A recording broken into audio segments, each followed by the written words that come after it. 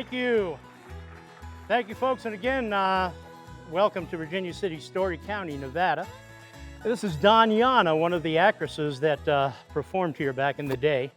I'm here in front of you today as Eugene Blair, who was a good guy on the Comstock and served as a lawman and a shotgun messenger. That is the man who sits next to the strong box on the stagecoach and protects the strong box. The bad guy that I portray is Big Jack Davis, who was a stagecoach robber up here, a very successful stagecoach robber, and was responsible for more than half of the 21 stagecoach robberies that occurred between 1865 and 1880. You're in the Piper's Opera House here. And we have a gentleman, I'm not seeing him in back right now, but Patrick Gilmore. If you have any specific questions about Piper's Opera House, Patrick Gilmore is the docent specifically for the Piper's Opera House. But the building that you're in has stood here since 1885. There were other opera houses in Virginia City at the time that were competitors with this opera house.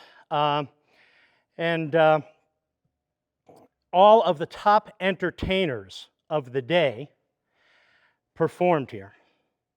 And of course, you're hearing me now without any amplification, just so we can demonstrate the acoustics of the opera house. There was no amplification, obviously, back then.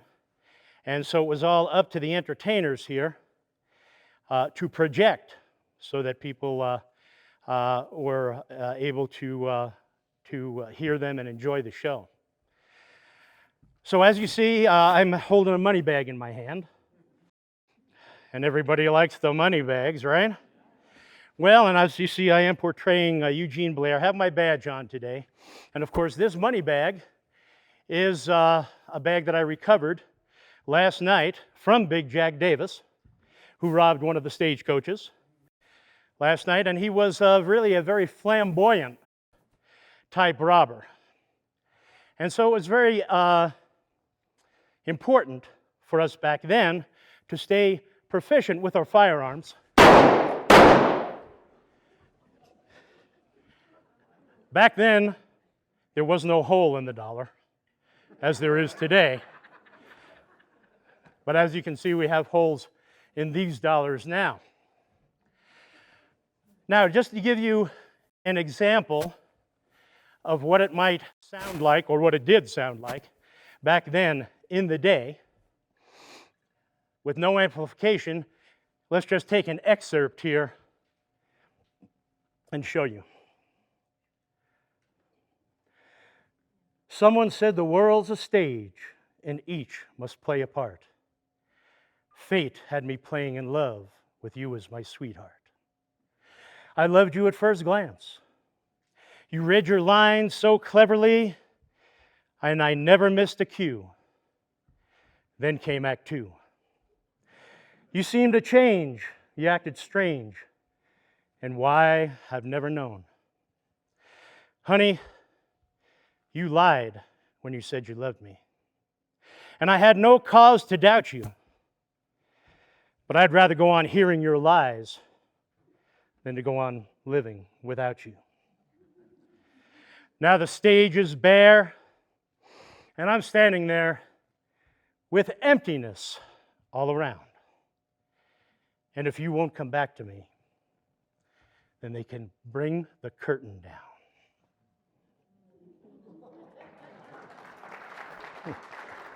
Thank you, dear.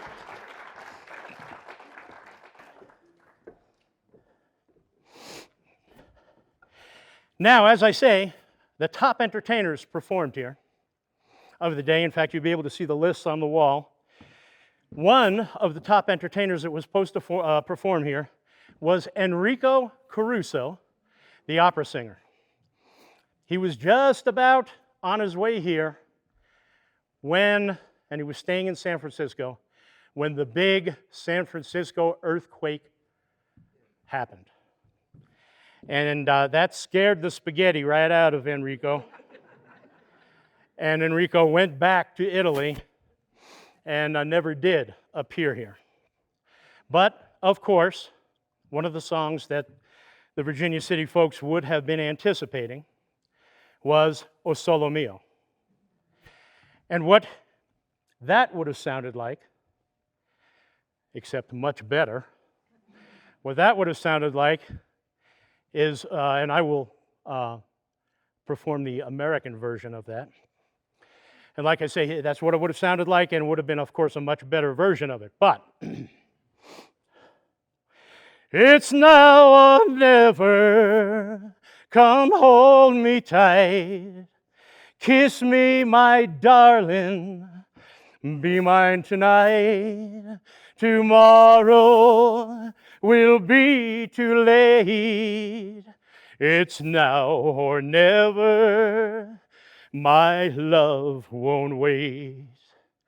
When I first saw you with your smile so tender, my heart was captured, my soul surrendered. I've spent a lifetime waiting for the right time. Now that you're here, the time is near at last. It's now or never. Come hold me tight. Kiss me, my darling. Be mine tonight. Tomorrow will be too late. It's now or never. My love won't wait. Just like a willow, we would cry an ocean if we lost true love and sweet devotion. Your lips excite me, let your arms invite me, for who knows when we'll meet again this way. It's now or never, come hold me tight, kiss me, my darling, be mine tonight. Tomorrow will be too late. It's now or never. My love won't wait. It's now or never.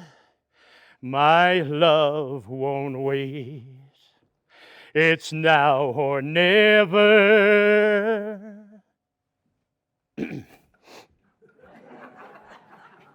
My love won't wait.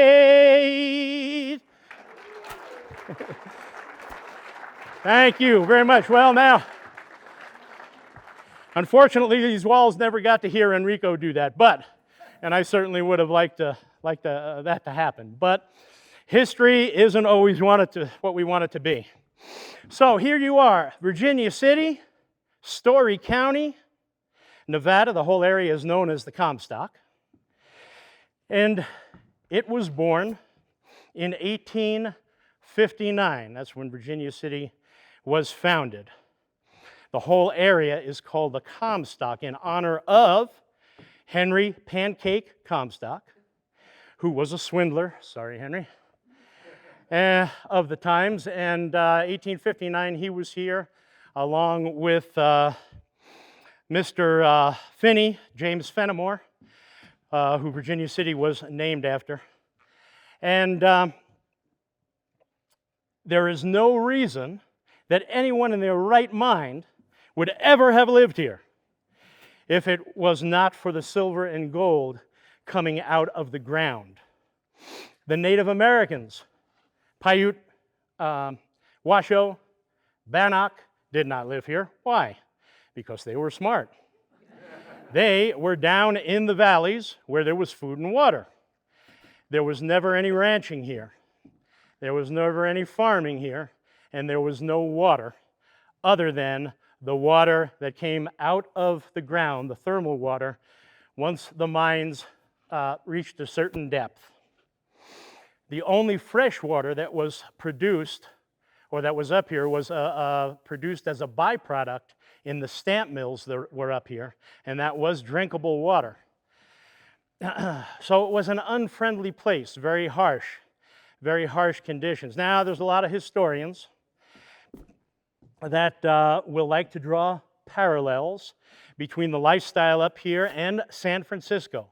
And there were a lot of parallels up here between Virginia City and San Francisco. There was the opera houses, there was the fancy restaurants, so there was theater and there was entertainment and plays and circuses and oysters. Oysters were here. They would bring oysters up on ice in the ice wagons before the train was here, and you can still go out in the mountains here and you can find big piles of oyster shells. You say, how the heck did these oyster shells get in the middle of the desert? And that is what happened. They would have the restaurants would have dumping grounds. So there were top mercantile products and a lot of similarities in culture between Virginia City and San Francisco. However, Virginia City absolutely had a dark side. Sometimes other historians come up to me and they say, well, why do you want to talk about the dark side? I say, well, why not? You know, the truth is the truth. I don't candy coat, I don't embellish, and I don't sensationalize. I tell you how it was here. They said, well, you don't want to alienate the tourist. I said, well, there's tourists out there that like the dark side. They're intrigued by the dark side. What the heck? Well, anyways, 1849 is when the gold was discovered by Mormon settlers down at the bottom of what we now call Gold Hill. The type of mining down there, and by the way, the man who discovered the first nugget, John Orr. Who'd have thunk? His name was spelled O-R-R, though. He still has relatives, actually, around here. Becky Orr is great-great-great-great-granddaughter. Anyway, and the story goes that there was a boulder down there where they were settling, because the first two towns, you know, Genoa and Dayton, and this was at the mouth of the Gold Canyon, where Dayton is now, if you are familiar with it. And there's a crack in the boulder, and the story goes that John Orr put his Bowie knife into there, cracked that piece off just for the heck of it. Inside was a nugget. And everybody may think, oh, well, that sounds like one of those stories, you know. However, the family passed the nugget down to the Nevada State Museum, and that nugget is still in their possession today. So the type of mining that was going on down there in Dayton in 1849 was placer mining, which is where you separate the gold from the ore, from the dirt, from the soil with water. And you're probably familiar with Placerville, that's where that name comes from. And so it was placer mining. And it took the miners 10 years to come up the canyon that we now call Gold Canyon. And so Silver City was established, Gold Hill was established, and then Virginia City. And it was during that time that the type of mining changed from placer mining to shaft mining. The mining that goes on up here today is open pit mining, which is happening down at Gold Hill today. We still have a few independent mines around here that are shaft mines. So when you look around here and you see all these piles of man-made dirt that are around, that represents a mine. There were over 20,000 mining claims on Sun Mountain. That's what we're on right here, Sun Mountain. That big mountain back here that has the V on it stands for Virginia City. Just saying. And that is Sun Mountain, also known as, technically, as Mount Davidson. And I'm not politically correct kind of guy, so I call it Sun Mountain because that's what they called it in the 1800s. Mr. Davidson was a money man back here in the 1800s. And as we know, if you have a lot of money, you get things that people name after you. And so that is actually Mount Davidson. But this whole town is built on the side of Mount Davidson or Sun Mountain, and you'll see that the streets all cascade all the way down to R Street. So we have our two top streets, Summit and Howard, then A, B, C, D, E, F, G, all the way down to R, which is now called Mucker Street. Well, mucker is actually an accurate term because that's the name of our high school team, of the Muckers. Careful. And and so the mucker, the position mucker, was a low level position in the mines. That's where you would start out. You would start out as a mucker, and that was the guy who got dirt out of the way. He mucked it out. So anyway, so what we are on top of here in the Comstock, underneath us, are 26 miles of shaft and tunnel. And which is pretty amazing when you think about it. And all of those shaft and tunnels are held open by timber. And of course, one of the main things back then was harvesting timber.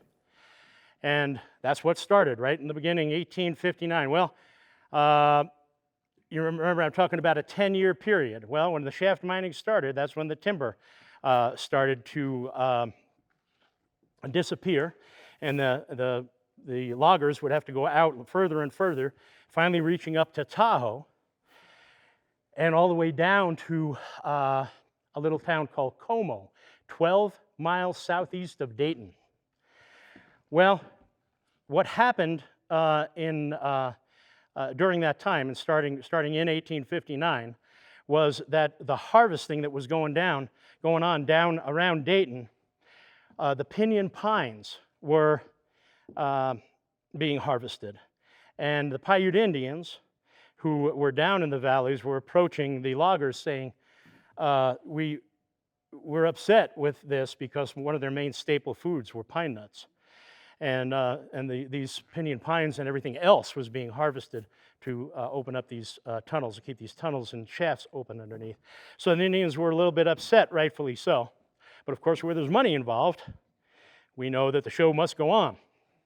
So, and I don't mean to be negative, but anyways, oh, and by the way, let me just say one thing. If anybody has any question, please interrupt me, okay? Just interrupt me at your whim, because I've been doing this for 15 years. I have no format. I have no script. I just talk to you about whatever comes to mind. So if you want, just shout it out and interrupt me, because, well, I've been married 3 times. I know how it is to be interrupted. So, I know some of the women don't like that joke. But anyways, come on, it's all in good fun. I'm still good friends with all my wives. Anyway, so here we were in 1859, and the town is a 7-day, 24-hour town, and it's going like crazy. And what happens the first year in May of 1860? The town comes to a screeching halt. Virginia City goes to war with the Paiute Indians. Now, you've probably never heard that before. That's because I'm the dark guy. I tell you about the dark periods. You'll never hear another historian tell you about this, because somehow they want to talk about Virginia City going to war with the Paiutes, which resulted in a massacre of 100 militiamen from this town, who rode off, much too confident and arrogant, to Pyramid Lake to fight the Indians, and underestimated them in a really bad way. And it was our Custer's last stand 15 years before Custer's last stand. A lot of people who think they're historians up here say, what? Yeah, this happened. Anyways, so the night before, and I tell you what, I can only tell you where my mind is going when I tell you about this different history stuff, because there's so much that occurred here between 1859 and 1880, 1870 to 1880 actually being called the Bonanza years. What's that make you think of? The Bonanza TV show, okay, which is really the show that brought life back into this town in 1959, 100 years after the discovery of gold. But anyway, back to the Paiute War, really only consisted of 2 major battles. The rest were skirmishes. And the war started because Paiutes went to a stage stop out east called Williams Station and killed 4 out of 5 men and burned Williams Station to the ground. The 5th man, they were brothers, the Williams brothers, and the 5th man, one of the brothers, made it into Virginia City, beat up and having walked all the way almost to Silver Springs, for those who know the area. And he told the community, the Paiutes are on the warpath. And they burned down Williams Station and killed my brothers, and everybody else said, oh, what a reaction. Mining came to a screeching halt. Paiutes are on the warpath. Hide your women and children, which they did, and let's rally. And so they did. And they had a big party the night before the march, and they came up, Sam Brown, one of our serial killers up here in that time, by the way, Sam Brown came up with the slogan that said, as they were all drinking, said, an Indian for breakfast and a pony to ride. And that was their battle slogan as they rode off into the sunset to whoop the Paiutes. Well, these were all businessmen, by the way, you know, everything from bankers to bakers and so forth, and some of them were only armed with a Bowie knife. You got to remember, this is 1860, pre-Civil War, so we're talking about black powder guns. And so they rode out to Pyramid Lake, following the Truckee River right into the mouth of Pyramid Lake. That's not smart. And they were led by Major William Ormsby. For those of you who have been here for a long time, remember Ormsby County being Carson City. That was named after him. And so they rode in, and they were we had Paiute Indians on both sides of the riverbank looking down. And one thing led to another, and they were attacked finally when they reached the mouth of the river. And the Paiutes chased them back 20 miles. And as they were catching these, the different militia, they were killing them and taking their horses and so forth all the way back to 20 miles. Well, what wasn't told was that the reason that the Paiutes burned down Williams Station was because the 5 white men there had kidnapped 2 young Paiute girls, teenage girls, and had them down in the basement of Williams Station doing bad things to them on a prolonged. And so the Paiutes came by and said, have you seen these girls? And one Paiute, being very alert, could hear the girls crying underneath the floor. That was never told. That story was never told until Sarah Winnemucca, who was a trusted Paiute, finally came with the story too late. But anyway, so that's our Paiute story. A lot of people don't know that, so I had to get that in there because it's a very important part of the history. So there was a second major battle after that where only 3 men were killed, and that was Captain Story was one of them. That's why we're in Story County. And so he was killed, and another man was a scout, was killed, and the third man was killed by an accidental discharge. He was getting off his horse, his rifle fell, and boom, shot him through the chin. Well, anyway, I always have horror stories like that. So, back to mining. So, we're here, and out of our ground here, $700 million of silver and gold came out of the ground. All of the money, quote, 97% of the money back then was controlled by the Bank of California. $700 million came out of the ground here. We have 26 miles of shaft and tunnel to show for that. Nevada's still the #1 producer of gold in the United States, the state of Nevada, and there's still plenty of silver and gold here.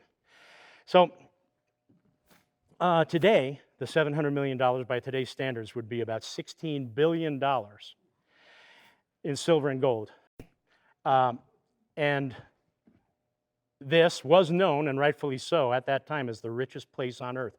The miners made $4 a day here. That was big money. They were highest paid miners in the world. And for $4 a day, you could live very well in Virginia City. Now, the Chinese, who came in here, and it was a very important people. You got to realize there's all nationalities from all over the world, all over the country here, because everybody wanted to get rich. And so as the thundering herd arrived, and a lot of the herd came from the 1849 strike in California as well, and so they all came back, and you had nationalities of all different types. Well, the Chinese were very important because they were involved in the building of the road and for the railroad track and the laying of the railroad track. They were only making $2 a day. So racism was alive and well. Discrimination was alive and well. They were making $2 a day on the railroad, and the miners became upset. And we had 3 Chinatowns, 2 on the peripheral and 1 right downtown. You can still see the mark downtown where it was. Each Chinatown had about 12 to 1,500 Chinese people. And they were working for half the wage, as I say, as the miners were. Well, the miners became disgruntled because they said, well, what's going to happen, just like today, right? What's going to happen when the Chinese people no longer have, once they lay the railroad, once they make the railroad track, what are the Chinese people going to do? They're going to come take my job because they work for $2 a day and I work for $4 a day. They're going to undercut me. So the miners, to get their point across, went around Virginia City destroying the Chinatowns, lay them flat. And we'll get this point across to you. So William Sharon, who was one of the money men for the railroad, addressed the situation because the miners were creating a miners' union at that point, and William Sharon had a say in a contract with the miners that the Chinese people would never work in the mines, and that's the truth. They never did. But they stayed up here, and they opened up their own businesses and so forth, like restaurants and laundries, right? Yeah, and so forth, and they catered still to the community that was here. It's interesting to note that the population here at one point was 28,000 people. If you look at the old pictures in the museums and in the bars, you'll be able to see all of the mining shacks and residences that were all the way out on the hills, especially to the east, and then you get an idea about how 28,000 people were here. Now, immediately in Virginia City, we have about 860 people. Well, we had a baby the other night, so 861. Anyway, it's interesting to note that the working force of miners out of 28,000 people were only 4,500. There's only 4,500 miners that made this town go round. Maybe 2 handfuls of people became wealthy. Some of them lost their wealth in a very short time. 1 handful became wealthy and eventually went back to the Bay Area with money. Now, one of the rumors is, and a lot of people from the South, you know, I meet people from all over the world, all over the country, and a lot of people from the South come here and they say, well, you know, we would have won the Civil War if the money that came out of the ground here didn't go to the Union Army, which allowed the Union Army to have unlimited resources. It's not true. I have the black and white movie that created that myth. It's like a 1947 movie, and it's called Virginia City. And it's a fiction about Civil War where the Confederate Army, where that happens, where the money coming out of the ground here is supposed to go for the Union Army. The Confederate Army sends a undercover platoon out here, and they try to steal the money for the Confederate Army. It never happened because people say, well, on our flag it says Battle-Born. And of course we know that Abraham Lincoln was responsible for Nevada becoming a state. Well, from 1855 to 1861, this was Utah. And then in 1861, Utah Territory. And then it became, in 1861, became Nevada Territory. Then in 1864, it became the state of Nevada, thanks to Abraham Lincoln, who needed the electoral votes from here to get reelected. And so our flag says Battle-Born. A lot of people think, well, that's because of this thing about where they're going to provide the Union Army with money. What happened is Lincoln did come in, and he did buy up an amount of silver and gold to support the Union currency. But this was at the close of the Civil War. None of that money ever went to provide the Union Army with anything. And so that's a myth, and you'll hear it. That's one of the big myths, and we even have historians who stick to that story. And there's no documentation at all that ever occurred. All of the silver and gold that came out of the ground here went to the Bay Area to build San Francisco. That's where all the money came out of. So the folks that were here during the Civil War, it would have been like us watching a football game back east. We're watching it on TV and we're rooting for one side or the other. Now, there were Southern secessionists here, members of the Knights of the Golden Circle, who lived primarily down around the Devil's Gate rock formation that separates Silver City and Gold Hill. And they were certainly Southern fans. But at one point, actually, the Confederate battle flag was raised on the Main Street, and that ended in shots being fired, and the Confederate flag was ultimately taken down. But anyways, so that's one of the rumors up here. And the other rumor is that when you look, there's plenty of rumors, but one rumor is that when you look east of here, you can see 100 miles. And there's also another rumor that the tunnels and shafts underneath us, that there's 700 miles of tunnels and shafts. Well, this started out, you know how it goes when you want to breathe life back into a town and you bring inviting tourists in. Well, stories change. So the 26 miles that we really do have turned into 700 miles. I said, really? I've been here since 1972. And I said, really? 700 miles? I said, well, where's all the dirt? Because you look around, you see these tailings, and there's probably 26 miles of dirt that's piled on the ground now, where you can see, but 700 miles, the miners would have went into these tunnels and never come out. So anyway, so there's rumors like that. The other is that you can look from Main Street and you'll see 100 miles in that direction. Well, you must have pretty good eyes, because with the curvature of the Earth, you can't see 100 miles.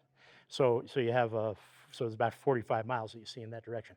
But what happened is the town started to die. There was still mining here, and the town started to die really in the 1930s. Things started to taper off around 1880. And 1930s, there was still some mining going on. By 1950s, the town was dying. 200, maybe 300 people. And then in 1959, what happened on TV? Bonanza. It was a hit. The nation loved it. And they're using their home base as Virginia City. And of course, when it was getting close to commercial time, right? And some of the young people in the crowd might not know what we're talking about, but when it was getting close to commercial time, little Joe would say to Pa, all right, Pa, I'm going to Virginia City. And he would take off on his horse, and the commercial would come on for borax or whatever. And he'd be on the horse, and then when the commercial went off and you got back to the show, little Joe's riding in to Virginia City. Wow, that was quick. Well, in reality, where the Ponderosa was depicted to be, up in Lake Tahoe, really on a good day, be about a 2.5-day ride. And little Joe rode into town looking as neat and fresh as when he, but anyway, but really, Bonanza is the TV show that breathed life back in here, because it was such a hit. Everybody wanted to know, where's this Virginia City? I want to go see this Virginia. A lot of people really thought that Pa and Joe and Adam and Hoss really lived here. And sometimes people still, in fact, because I'm out doing the tourism thing, and just this last summer, a guy walked up and said, because the Bonanza Casino is across the street, I said, is that where Pa and little Joe used to go? How do you burst a bubble like that? I don't know. So, anyways, I try to be gentle when I do that. Well, really. So, also the dark side. And I know I'm shotgunning here, and that's how I am. I drift off into one subject or another. So you remember to interrupt me if you want. So I talked about our homicides. Then I talked about, well, I haven't talked about our accidents. You got to remember that this town is built on the side of a mountain. Well, gravity is not always your friend. And so you would have horses and carriages and buggies and wagons and so forth here. And what would happen is those wagons would break loose and horses would spook, and it's downhill. Everything, is downhill. Everything here is uphill or downhill. I tell people when I bring them to the museum, they say, I have to climb Heart Attack Hill. That's what I call it. Heart Attack Hill, that's that street right out here. I say, yeah, but it's downhill on the way back. What's the complaint? So anyway, these wagons would break loose, horses would spook, and you had traffic accidents. You had 1800s traffic accidents. There's documented many, many fatal accidents on these streets that would happen just like with automobiles. They increased when the camels came. There were camels. I know probably a lot of you know about the Camel Races in Virginia City. Well, there's a historical basis from that. Camels were here in Virginia City from 1861 to 1876.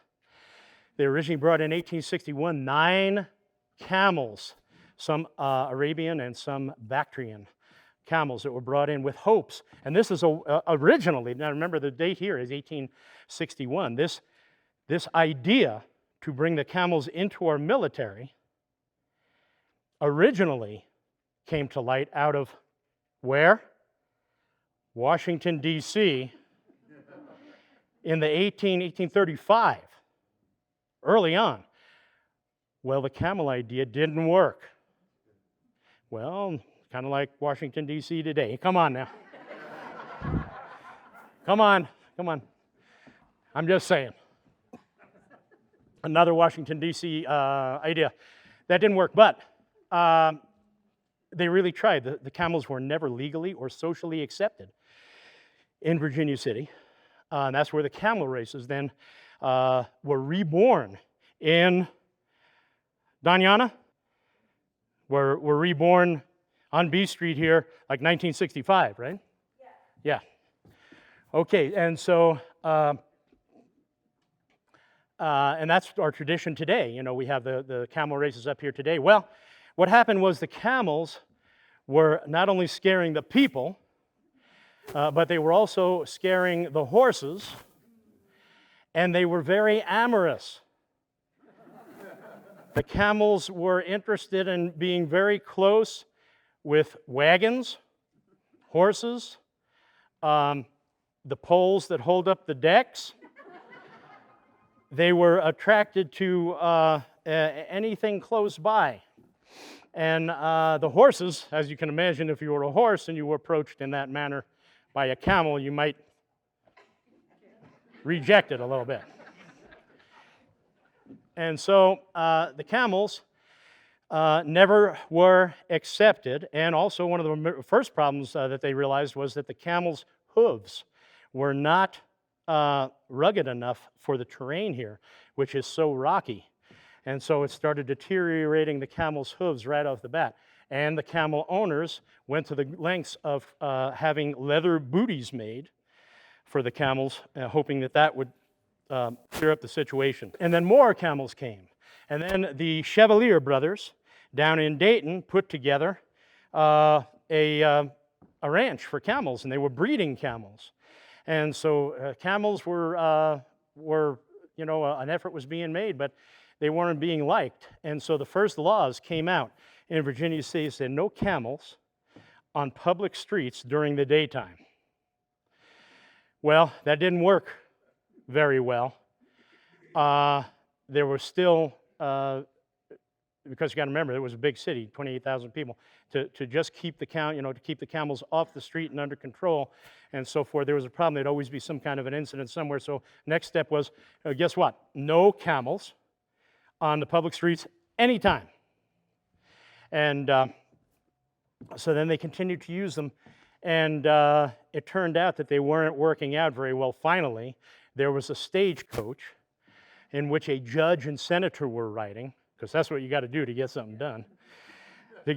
They had a judge and senator in the stagecoach, and sure enough, there were camels by the side of the road, and as they came by, it spooked their horses. The horses took off, the stagecoach rolled, and the judge and the senator lived, but were not happy. And so they said, now, no camels having any function in our community. So private parties were able to use the camels to haul firewood, and they also were used to haul, but they only could go cross country. And so they were used to haul firewood to businesses and private residences. And also you could pack a camel up with about 1,100 pounds, 1,200 pounds of wood, and also with salt. Salt was one of the precursors, or not precursor, but one of the ways that the gold was originally treated with salt. And so we do have salt pits around here, and they would bring the salt in. Anyway, so today, there are still, in 1876, the camels were let go. And they let go into the mountains. Some of them were herded to Utah, let go in Utah. And the last camel that we know was a credible sight in Nevada was in 1935. So they did exist for a while in the wilds after that. Now there are two stories still here in Virginia City. And one is when there's a full moon, and if you have drank enough, that up here on Sun Mountain, and by the way, our drink of the town now is cemetery gin. And up here on the mountain, if you drink enough, you can see the infamous or famous red camel up here on the hill, and it is more likely you will see it the more that you drink more cemetery gin that you have. And now if you look downward, you will as well, after imbibing, see a pack train, a ghost pack train of camels, and on the lead camel is the skeleton of its driver strapped to the back of the camel. That's stuff you can look forward to if you decide to drink up here in a full moon. Have you seen that? You know, and it's funny you should ask, because I could swear that I have. But I live about a half mile from the front doors of the Red Dog Saloon, and I measured it off, when I crawl. I want to know how far it is, and I live up against the Silver Terrace Cemetery, so I know if I hit my head on a tombstone, I've gone too far. And I feel comfortable living down there because, when I die, I don't have far to go. But one of the other things before we end up is I just want you to know little known facts about Virginia City. The Ferris wheel was given birth here in Virginia City. Levi jeans were given birth here in Virginia City. Mark Twain, right, the big name, but nobody knows about Albert Michelson. What? Who the heck is Albert Michelson? Well, he was raised as to adult from a little boy here in Virginia City. Well, he's just the guy that created the formula to figure out the speed of light. And he was, well, who deserves more credit, Mark Twain or Albert Michelson? I don't know. And he went on to win the Nobel Peace Prize. What? Nobody knows about him. Okay, so and then we have the camel history. Levi jeans were born here. Now, of course, look, Levi jeans are worldwide. Wow, born here in Virginia City. How the heck? So anyway, that's a lot of things that people don't know. And also next door is the Silver State National Police Museum, which I have the honor of being one of the founders of. And it is located in our 1877 jail and courthouse right next door. And it is inside our original 10-cell jail, which made it the biggest jail in Nevada at the time. And it operated as our county jail from 1877 all the way to 1987. In around 1983, I ran into 3 bad guys down in Lyon County who had warrants out up here. Not that everybody that has a warrant out is a bad guy, I'm just saying. They had warrants out, and I arrested the 3 of them and brought them up here to this jail. And when you go in there, you'll see why when I got them in there, they reacted and said, well, you can't leave us here, can you? And I said, I think I can. I said, I'm going off duty. I can't take you home with me. And they thought it was a joke, but when I turned them over to the Story County jailers, they soon knew it wasn't a joke. I don't know if any of them ever committed a crime again, but you'll see when you go in there, they were amazed that they were being lodged into an 1877 jail, which had not changed very much. 10-cell jail. And so, anyway, I really urge you to go over and see this. You'll see a double whammy over there. It's the biggest collection of police law enforcement collection that we know of, and it's in the 10-cell original jail. So you get a double whammy when you get over there. You're able to see the jail as well as the collection. And so I urge that you go over there. And I really appreciate talking to you all, and appreciate your time. And there's no way that I can even scratch the surface of all the history that went on here, because everything happened in such a short time. So, but if you ever come back, I'll talk about something else. I always seem to. Anyway, so, okay, thanks.